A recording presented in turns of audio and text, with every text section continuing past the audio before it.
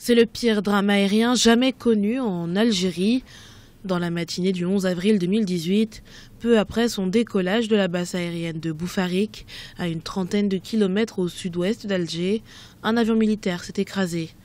À son bord, 257 personnes, dont la plupart faisaient partie du corps militaire. Tous ont péri dans l'accident.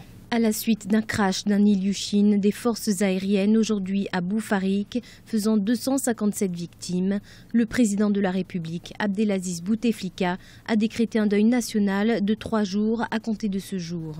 Pour l'heure, aucune hypothèse n'a été avancée pour expliquer un tel accident, mais selon des témoins, des flammes émanant de l'un des 4 moteurs de l'Ilyushin auraient été vues, et ce, dès le décollage. Un récit qui soulève la question de la maintenance de la flotte militaire algérienne. Mais selon certains observateurs, la remise en question de la flotte militaire algérienne n'est pas à l'ordre du jour. Généralement, la flotte aérienne de l'armée algérienne, c'est une flotte qui est soumise à une maintenance et un suivi. Généralement aussi, l'armée algérienne équipe surtout d'avions de fabrication historique. Cela date déjà depuis de 60 ans. Par exemple, c'est une flotte qui est assez moderne et qui est modernisée aussi, puisque les achats ne s'arrêtent pas à longueur d'années, selon bien sûr les besoins. Dans le pays, la solidarité s'intensifie.